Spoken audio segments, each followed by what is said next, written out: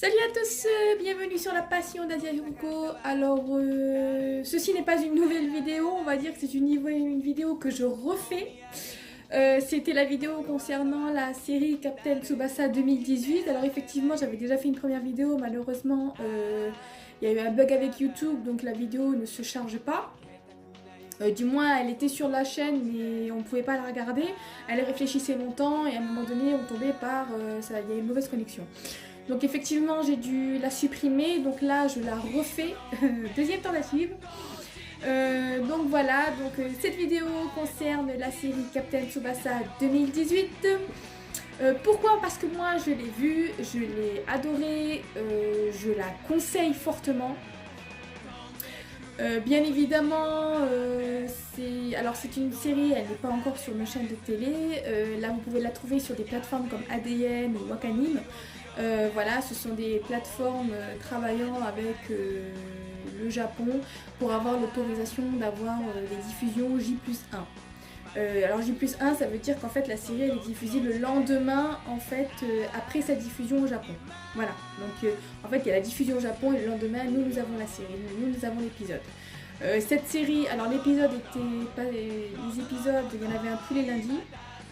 C'est une série qui compose 52 épisodes. Alors bien évidemment, il n'y a que deux arcs, l'arc primaire et l'arc collège. Les deux arcs qu'on connaît le mieux, étant donné que ce sont les arcs qu'on a connus plus jeunes. Et oui, effectivement, dans la première série Captain Tsubasa, ça s'arrêtait justement à l'arc collège. On n'a jamais eu de suite. Alors bien évidemment, on peut retrouver des OAV de la première série.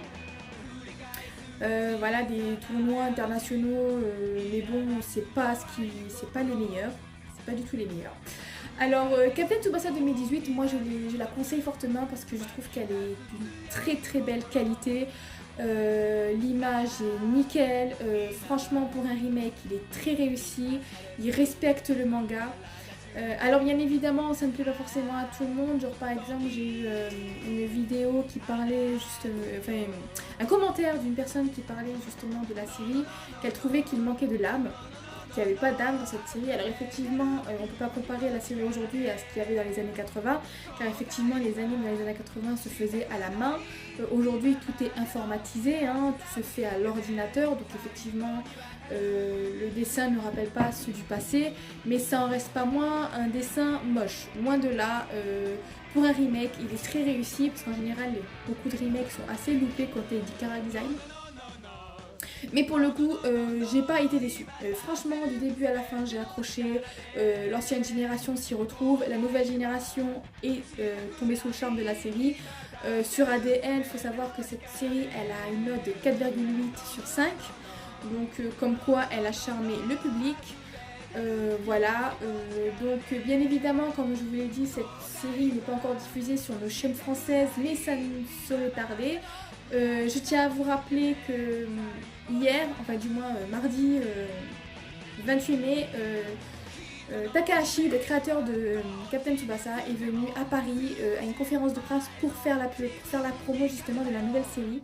Et c'est là qu'on nous a annoncé en fait que la série sera diffusée à partir de l'été 2019 sur une chaîne de TF1. Alors elle sera sur TF1 sur l'émission Tefu, elle sera sur TFX. Et je crois qu'elle sera sur une troisième chaîne, mais je ne sais plus laquelle. Dans tous les cas, je vous mettrai le lien, je vais vous afficher en fait l'annonce de sa diffusion en France. Alors effectivement, elle sera la première saison apparaîtra en été 2019, la deuxième saison sera diffusée à partir de 2020. Donc voilà, alors ce qu'on a appris aussi au niveau des versions françaises, on va retrouver les anciennes voix qu'on avait comme dans les années 90. Alors je ne sais pas vraiment qui revient au niveau des anciennes voix, alors peut-être que je pense à Olivier, Thomas, Marc. Vraiment les trois antagonistes de la série. Alors bien évidemment, est-ce qu'on va retrouver des anciennes voix genre comme Julian Ross avec son petit accent italien? Ça c'est un très grand mystère. Bien évidemment, on ne sait pas non plus comment va se dérouler la version française. Est-ce qu'on aura un générique en français? Est-ce qu'on va garder les versions japonaises? Est-ce que les personnages vont conserver leur nom en japonais ou est-ce qu'on va garder leur prénom en français? Parce qu'effectivement, nous on connaît les personnages vraiment avec les prénoms en français, Olivia Hatton, Thomas Price, Mark Landers, Ben Bakers, voilà. Nous on les connaît vraiment sous ces noms-là officiellement. Bien évidemment la nouvelle génération l'a vu en VO STFR, donc ils connaissent leur nom en japonais. Bien évidemment je sais très bien que beaucoup vont être déçus de la version française. La version française elle a beaucoup de mal. Quand on a connu la version japonaise, c'est vrai que quand on passe à la version française ça fait bizarre. Mais il faut quand même rappeler qu'on est en France, donc forcément la télé ils vont pas diffuser de la VOSTFR, ils vont obligatoirement diffuser de la VF, même parce que justement c'est même pour les tout petits, hein, je pense qu'un enfant de 6-7 ans il va pouvoir regarder la série, hein, c'est sur le football, il n'y a pas de sujet sensible, voilà c'est une série qui charme tout un public, hein. Voilà, peu importe l'âge. Donc effectivement il y aura la VF, j'espère qu'elle ne sera pas trop décevante. Officiellement moi à l'époque quand j'ai regardé la VF j'étais pas trop déçue, à un moment donné aussi fait. Surtout par rapport... Alors moi j'aimais bien la voix d'Olivia Hatton, alors après Mark Landers j'aimais bien aussi, c'était vraiment la voix du mauvais garçon. Voilà, moi j'aimais bien les voix françaises. Est-ce que la public d'aujourd'hui va être séduit par les voix françaises? Ça reste un grand mystère, mais moi, ça me pose pas de problème de la revoir en VF. Au contraire, ça me fera redescendre en enfance. Voilà. Alors effectivement, quand on parle du remake de Captain Tsubasa, on sait très bien que la série n'en est pas à son premier remake. Faut rappeler que dans les années début 2000, en 2002, il y a eu la série Captain Tsubasa Road to 2002. Alors c'est une série, elle est pratiquement complète mais elle est bâclée à la fois. C'est pas un des meilleurs remakes de la série, alors bien évidemment moi je l'ai bien aimé, mais voilà, je l'ai bien aimé, c'est une série, en fait moi je la regarde pourquoi, parce qu'on a officiellement une suite. Effectivement comme la série nous elle s'est terminée à l'arc collège, dans les Road to 2002 en fait elle va beaucoup plus loin, on voit le tournoi international, on voit Olivier partir au Brésil, voilà, on voit des personnages qu'on découvre dans le manga, hein. On les rencontre, on voit Carla Schneider, on voit Pierre Elcide, Juan Diaz, Carlos Santana, enfin voilà les personnages populaires du manga. Donc effectivement cette série est plus complète et pourtant elle est légèrement un peu plus décevante, parce que même si elle est un peu plus complète, il faut savoir qu'à partir de l'après arc Brésil, en fait au moment où Olivier quitte le Brésil pour faire sa carrière professionnelle dans l'univers du football, où il décide de rentrer dans un club espagnol, c'est là que ça part un petit peu en cacahuète. Parce que justement, il faut savoir que dans ce côté-là, ils ont un peu bâclé la série, ils ont mélangé les arcs. Enfin, ils ont vraiment mélangé tous les arcs, par exemple. Alors déjà, on n'a aucun rappel sur les arcs World Youth. Alors je ne sais plus vraiment si les épisodes avec Olivier qui affronte Carlos Santana, je ne sais plus vraiment si c'est des World Youth, si ça se passe avant. Je sais plus vraiment quand est-ce que commencent les World Youth. Je sais que ça se produit avec... je sais que ça commence avec Aoi, le nouvel antagoniste du manga. Bon bref, dans tous les cas, la fin est un peu mélangée, parce qu'en fait ils ont mis du World Youth mélangé avec la suite que nous on n'a pas. Effectivement, il faut savoir que le manga il continue avec deux autres arcs voilà, qui s'appellent les Golden 23 et les Rising Sun. C'est la suite de la série après les World Youth, et nous malheureusement en France on ne les a pas eu. Alors on ne les a pas eu parce que la France n'a pas voulu les acheter. Alors il se peut que... Alors moi j'avais fait mes petites recherches, si la France ne les a pas achetés, c'est par rapport à des droits d'image. Effectivement, c'est vrai que dans le manga Captain Tsubasa, il parle souvent de grands footballeurs comme Maradona, voilà, et effectivement dans la suite, il parle de joueurs très populaires comme Ronaldo, comme Zidane, voilà, et peut-être Messi aussi, qui sait, je ne sais pas. Voilà, mais effectivement, dans le manga, ils utilisent l'image de beaucoup de footballeurs populaires, et donc c'est pour ça que la France a refusé de les acheter. Effectivement, sur le coup, bon, on est un peu déçu du fait que, voilà, après je pense que les footballeurs l'auraient peut-être pas mal pris à l'idée de voir leur image dans un des mangas les plus populaires au Japon, surtout sur le football, mais c'est vrai qu'effectivement, se faire de l'argent sur l'image de célèbres joueurs alors que peut-être ils ne sont même pas au courant, effectivement, ça peut faire partie un peu du vol. Donc c'est un peu se faire de l'argent sur leur image. Donc effectivement je pense que pour le coup la France ne voulait pas avoir de problème de ce côté là. Donc malheureusement on n'a pas la suite, bien évidemment la suite existe pour ceux qui veulent l'acheter, malheureusement elle sera en japonais, vous pouvez la retrouver sur les sites comme CD Japan. Voilà, vous pouvez, voilà, si vous voulez, si au cas où vous êtes doué en japonais, que vous savez lire le kanji et que vous voulez connaître la suite, vous pouvez vous offrir la suite en japonais, c'est pas un problème, vous la trouverez facilement sur CD Japan, voilà, ils vendent les suites. Voilà. Donc c'est vrai que pour le coup,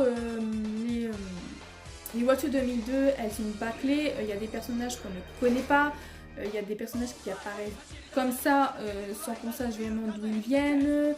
Alors c'est justement, comme j'ai dit, c'est après l'arc World Youth. Et encore des fois il y a un mélange parce que justement il faut savoir que dans la série Watch 2002, il y a le match Japon-Hollande. Voilà, il y a ce fameux match. Et en fait dans la série, c'est les passages où justement ils vont engager déjà Aoi va apparaître dans la série pour ce match. Alors que dans le manga ça ne se passe pas du tout comme ça. En fait de base dans le manga il a été engagé en fait pour le tournoi asiatique. Pour la qualification de la Coupe du Monde Junior. Donc déjà ça commence comme ça, voilà. Donc il y a aussi le passage où justement Ben Baker, non pas du tout, pas de Baker, Wakashimazu, Ed Warner, voilà pour ceux qui ne connaissent pas son nom en japonais, Ed Warner, alors Wakashimazu, décide de quitter l'équipe parce que justement il n'est pas le goal attitré de l'équipe nationale japonaise. Et donc effectivement il décide de démissionner et ça en fait c'est un passage dans les World Youth et non pas après. Et justement le problème qu'il y a c'est qu'à ce passage là dans l'animé c'est au moment justement où il se prépare pour le match contre la Hollande. Donc voilà, comme quoi pour vous dire que vraiment c'est totalement mélangé, c'est pour ça que pour ceux qui sont français qui n'ont pas la suite on est un peu embrouillé dans la série. Le problème qu'il y a c'est que justement cette série elle n'est pas mauvaise mais elle a été mal scénarisée. Clairement vers la fin elle a été mal scénarisée. Voilà. Dans tous les cas, comme je vous l'ai dit, moi la série, la série Captain Tsubasa 2018, je la conseille. Moi je l'ai trouvée magnifique, on accroche du début à la fin, ça respecte le manga. En plus ce qui est détonnant c'est que c'est une série, elle n'est pas totalement censurée, parce qu'effectivement quand on voit dans les nouveaux animes, les remakes, les choses comme ça, on sait par exemple les scènes avec du sang c'est coupé. Vous prenez les séries comme Dragon Ball, DBS, il n'y a pas de sang. Et c'est ça qu'en fait qui a fait décevoir énormément de fans parce que justement il n'y a plus le Dragon Ball d'avant en fait où vraiment c'était violent, c'était voilà, c'était intense, c'était triste, voilà, il n'y a plus ça en fait. Et j'ai été surprise à l'idée de savoir que dans Captain Tsubasa 2018 il y avait des scènes avec du sang. Clairement. Le passage avec Thomas qui se prend la barre transversale de son but. Voilà, le passage où avec Olivier qui est blessé. Voilà, franchement, moi pour le coup, j'ai pas été déçue. Ils ont respecté le manga. Alors, bien évidemment, la série ne fait que 52 épisodes. On peut dire que c'est un peu la version Kai de la première série. Les matchs sont beaucoup plus raccourcis. Ils ne font pas 3 semaines de match pour voilà. Ça dure pas 3 semaines. Le terrain fait pas 300 km. Voilà, c'est vraiment, pour le coup, j'ai trouvé super sympa à regarder. J'espère, alors malheureusement, comme j'ai dit, elle s'arrête à l'arc collège. Pour beaucoup, on espère quand même à une suite. Effectivement, c'est une série, j'ai l'impression qu'en fait la suite, on ne l'a jamais officiellement. Je sais pas s'il y a quelque chose qui est coince. Alors bien sûr, il y a des gens qui m'ont dit que peut-être que financièrement, c'est pas possible. Alors effectivement, financièrement, ça doit coûter très cher de faire un anime. Mais bon, alors après est-ce que Takahashi a autant d'argent qu'avant, je ne sais pas, parce que c'est vrai que la popularité de Captain Tsubasa a dû descendre au fur et à mesure des années, et effectivement entre 2002 et 2018 il y a une sacrée marge. Donc effectivement je pense que la série, la popularité de l'anime a dû baisser en popularité, enfin du moins voilà. Et donc, est-ce qu'elle va se rattraper? Est-ce que les Japonais vont être charmés par la nouvelle série? Voilà, clairement, moi en tout cas, je dis clairement, j'ai été charmée par cette série. J'espère vraiment qu'avec un peu de chance, on aura une suite, même si elle se fait dans 1 an, dans 2 ans, c'est pas très grave, mais au moins qu'on ait la chance d'avoir une suite, même pourquoi pas des OAV, qui sait. pas forcément la série complète, mais plutôt des OAV, genre l'arc tournoi international. Après, on a un nouvel OAV avec l'arc Brésil. Après, un autre OAV, l'arc voilà, tournoi asiatique. Voilà, c'est possible. Pour moi, officiellement, c'est possible. C'est faisable, même si ça doit prendre quelques années derrière. Je pense qu'on peut attendre un petit peu. Si par exemple, voilà. S'ils décident de faire l'arc international et que ça se fait, genre en 2021, pourquoi pas. On peut attendre, c'est pas un problème parce que justement, comme on le sait, le temps de la sortie du DVD, voilà, il faut savoir que justement Kazé France nous a confirmé que la sortie Blu-ray DVD de la première série, de la série arc primaire et collège sortira en 2020. Donc vous retrouverez le DVD et le Blu-ray en vente à partir de 2020 en France. Donc merci Kazé France pour l'information, ça fait toujours plaisir. Et peut-être que si le DVD se vend bien, on aura avec un peu de bol une suite. Voilà, moi je dis clairement, franchement ce serait sympa qu'on puisse vraiment avoir cette série au complet. Parce que beaucoup attendent impatiemment certains tournois, certains matchs qui nous a séduits et ce serait vraiment dommage de passer à côté. Voilà, ce sera tout pour ma vidéo. Donc dans tous les cas, comme je vous le dis, je vous la conseille fortement. Regardez-la. Pour moi, je pense qu'elle va vous plaire. Faut pas non plus la comparer à la première série car ça n'a rien. Car même si elles sont similaires, elles sont plus courtes, donc officiellement elles se ressemblent, mais pas tant que ça. Hein. Y a quelques passages, par exemple le passage où Mark Lander s'entraîne pour son tir du tigre, où il tire sur les vagues. Ça dure qu'un seul épisode, donc c'est un épisode qui a été raccourci. Donc voilà, surtout n'hésitez pas, ne comparez pas ça à ce que vous regardiez avant. On va dire que c'est un tout autre Captain Tsubasa, c'est un remake, c'est une nouveauté, c'est du neuf, et surtout qu'il faut savoir qu'en plus cette version-là, elle se passe même plus dans les années 90, elle se passe dans les années 2000, donc voilà. Comme je vous l'ai dit, je vous la conseille fortement, n'hésitez pas à la regarder, je pense qu'elle va beaucoup vous plaire. Moi elle m'a plu en tout cas. Après il y en a certains ça leur a pas forcément plu, mais bon après c'est pour des raisons genre comme je vous l'ai dit, il y en a un il disait que voilà la série manquait d'âme.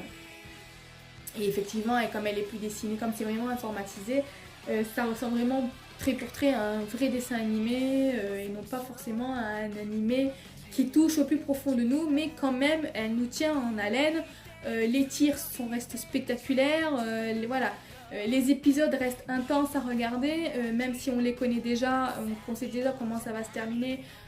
Voilà, moi j'ai été charmée. Alors je sais pas si vous allez être charmé, si vous n'êtes pas charmé, n'hésitez pas à me dire pourquoi. Chacun a son point de vue, moi en tout cas j'ai adoré, j'ai été séduite. C'est tout ce que j'avais à dire, donc je vous la conseille, regardez-la, vous allez beaucoup l'aimer. Je pense que beaucoup vont l'apprécier. Alors je vais me terminer ma vidéo sur ça. Je voulais aussi déjà remercier les gens qui les regardent, mes vidéos, qui s'y intéressent, qui commentent. Ça fait toujours plaisir de voir des gens qui commentent des vidéos.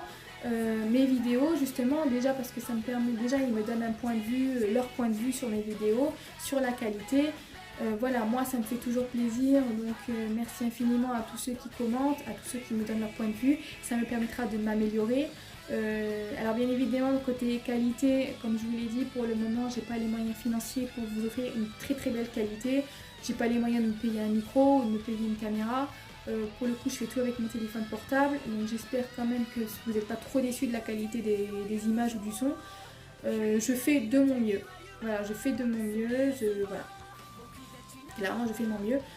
Donc merci à tous de me soutenir sur mon travail, merci à tous de regarder mes vidéos, merci à tous de me donner votre point de vue et n'hésitez pas surtout à vous abonner à la chaîne, à en parler autour de vous, à les partager, à vous abonner aussi à mes pages de réseaux sociaux, que ce soit Facebook, Instagram, Twitter, voilà, je suis ici aussi, donc voilà. Sur ce, je vais vous laisser sur cette petite fin de vidéo, je vous fais de gros bisous et je vous dis à très bientôt pour une nouvelle vidéo. Voilà, je vous dis à très vite et bye bye. Ciao les gars.